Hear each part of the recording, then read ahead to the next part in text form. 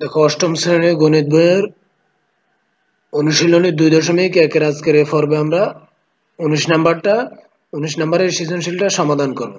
দেখো, একজন ফল ব্যবসায়ী যশোর থেকে 36 টাকায় 12টি দরে কিছু সংখ্যক এবং কুষ্টিয়া থেকে 34 টাকায় 18টি দরের সংখ্যক কলা খরিদ করলো। ব্যবসায়ীর বিক্রয় কর্মী 36 টাকায় 15টি দরে বিক্রয় করলেন। দেখো প্রথমত 12টি ক্রয় করেছে কত টাকায়? 36 টাকায়। তারপর আবার 18টি ক্রয় করেছে 36 টাকায়, তার বিক্রি করেছে 15টি 36 টাকায়। তাহলে প্রথমত ক নাম্বারে কি আছে? ব্যবসায়ী যশোর থেকে প্রতি শ কলা কি ধরে ক্রয় করেছিলেন, অর্থাৎ তার 100টা কলা ক্রয় করতে কত টাকা খরচ হয়েছিল। তাহলে প্রথমত 12টি কলার দাম হচ্ছে কত টাকা? 36 টাকা। এবার হচ্ছে একটি কলার দাম হচ্ছে কত টাকা? তাহলে আরো কম, 36 ভাগ 12। এবার হচ্ছে 100টি কলা, 100টি কলার দাম হবে কত? আরো বেশি। তাহলে 34 গুণন 100 ভাগ হচ্ছে 12। আমরা যদি এটাকে কাটাকাটি করি, 12 দ্বারা 34 কে ভাগ করলে কত হবে? 3 12 36। তাহলে 3 আর 100 গুণ করলে 300 টাকা। সুতরাং যশোর থেকে ফল ব্যবসায়ী প্রতি শ কলা 300 টাকা দরে ক্রয় করেছিলেন। দেখো এবার হচ্ছে খ নাম্বার প্রশ্নে কি আছে?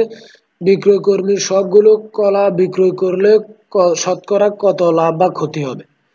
তার এই যে 12টা কলা আর এখানে 18টা কলা, তাহলে এগুলো সে কত টাকা বিক্রয় করলে তার লাভ বা ক্ষতি হবে। এখন আমরা এটার সমাধান দেখব।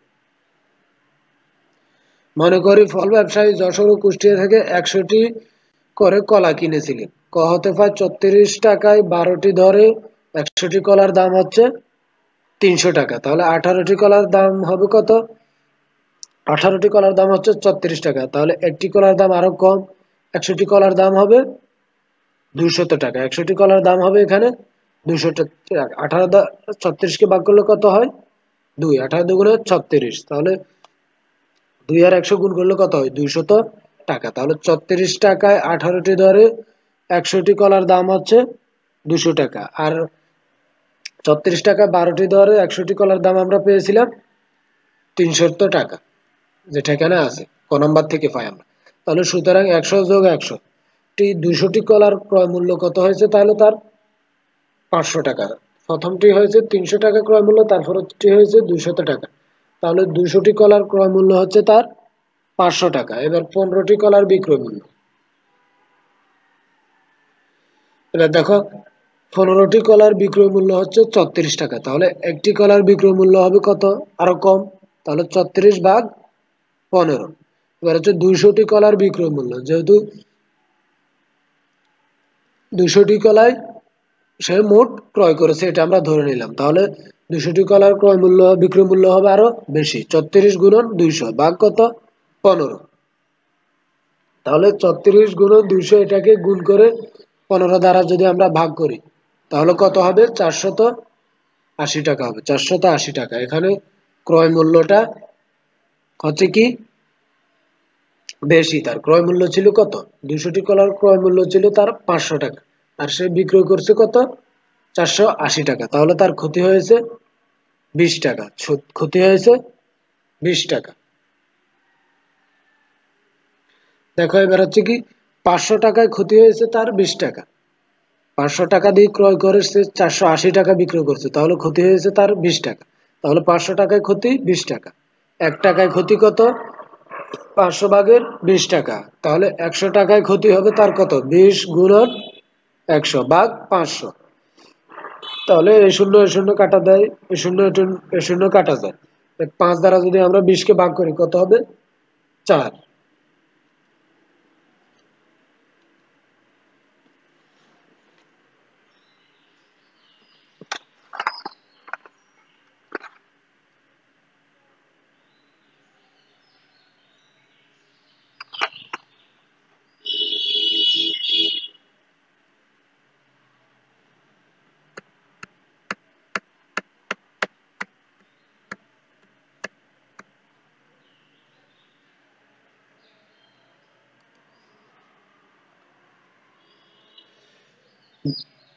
দেখো এখানে ক্রয় মূল্যটা বেশি, যে তার ক্রয় মূল্য ছিল কত টাকা? 500 টাকা, সে বিক্রয় করছে কত 480 টাকা, তাহলে তার ক্ষতি হয়েছে 20 টাকা। এখন দেখো 500 টাকায় ক্রয় করে 480 টাকায় বিক্রি করছে, তাহলে 500 টাকায় ক্ষতি হয়েছে তার কত টাকা 20 টাকা। তাহলে 1 টাকায় ক্ষতি হয়েছে তার 20 ভাগে 500 ভাগের 20 টাকা, তাহলে 100 টাকায় ক্ষতি হবে কত 20 গুণন 100 ভাগ 500। তাহলে এই শূন্য কাটা দেওয়া যায়, এই শূন্য কাটা 5 দ্বারা যদি আমরা 20 কে ভাগ করি কত হয় 4, 4 5 20, তাহলে 100 টাকায় তার ক্ষতি কত টাকা 4 টাকা, শতকরা হচ্ছে 4% তার ক্ষতি হয়েছে।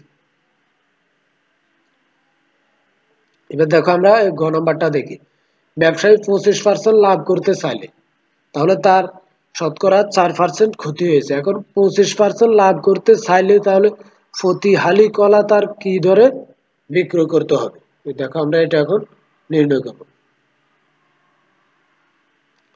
ক্রয় মূল্য হলো 100 টাকা, ধরো আমরা ধরে নিলাম ক্রয় মূল্য 100 টাকা হলে 25% লাভ করতে হলে তাকে জিনিসটা কত টাকায় বিক্রি করতে হবে 100 যোগ 25 টাকা, তাহলে 125 টাকা বিক্রি করতে হবে। তাহলে 100 তে 25 টাকা লাভ করতে হলে তাকে পণ্যটা 125 টাকা বিক্রি করতে হবে। তাহলে ক্রয় মূল্য 100 টাকা হলে বিক্রয় মূল্য হচ্ছে 125 টাকা।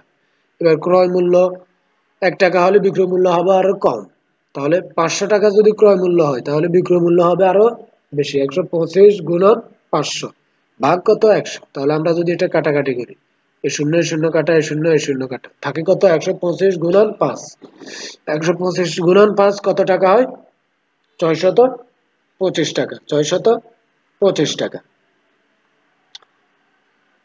এটা পেয়েছি আমরা কত 500 টাকার, সে যদি 25% লাভ করতে চায় তাহলে বিক্রয় করতে হবে 625 টাকা। তাহলে এবার বলা হয়েছে তাকে হালি কত টাকা করে বিক্রয় করতে হবে, তাহলে এক হালি সমান কয়টি, এক হালি সমান আমরা জানি 4টি, এক হালি সমান হচ্ছে 4টি, তাহলে 200টি কলার দাম হচ্ছে তার কত টাকা 625 টাকা, 200টি কলার দাম হচ্ছে তার 625 টাকা। তাহলে একটি কলার দাম হচ্ছে তার কত টাকা আরো কম, তাহলে 625 ভাগ 200, তাহলে এখানে সুতরাং 4টি কলার দাম হবে 625 গুণন 4 ভাগ 200। দেখো আমরা যদি 4 দ্বারা 200 কে ভাগ করি কত হয় 50 হয়, তাহলে 625 ভাগ হচ্ছে 50। দেখো আমরা যদি এখন এটাকে ভাগ করি 625, 50 দ্বারা 625 62-র মধ্যে কয়বার ভাগ যাবে একবার, 50 কে 50 বিয়োগ করলে থাকে 2, তারপর হচ্ছে কত 1। এবার আমরা যদি উপর থেকে 5 নামাই, এটা হচ্ছে 125, 125-এর মধ্যে 50 ভাগ যাবে কয়বার 2 বার, তাহলে 50 দুগুণে 100 বিয়োগ করলে থাকে কত 25। তাহলে এখানে কি হবে এই 50টা এখানে যাবে আর এই 25টা উপরে যাবে, তাহলে 12 সমস্ত এখানে 2 দ্বারা যদি আমরা ভাগ করি এটা 25, 2 দ্বারা ভাগ করলে কত হবে 2 দ্বারা ভাগ করলে হবে 25 কে 2, 25 দ্বারা ভাগ করলে হবে 1, আর 50 কে 25 দ্বারা ভাগ করলে হবে 2, তাহলে 12 সমস্ত 2 ভাগের 1, এই যে 12 সমস্ত 2 ভাগের 1। তাহলে ব্যবসায়ী 25% লাভ করতে চাইলে প্রতি হালি অর্থাৎ 4টি কলা তাকে বিক্রয় করতে হবে 12.5 টাকায়, 12.5 টাকায় বিক্রয় করলে তার শতকরা 25% লাভ হবে। এটাই হচ্ছে আনসার। আশা করি তোমরা বুঝতে পারছো।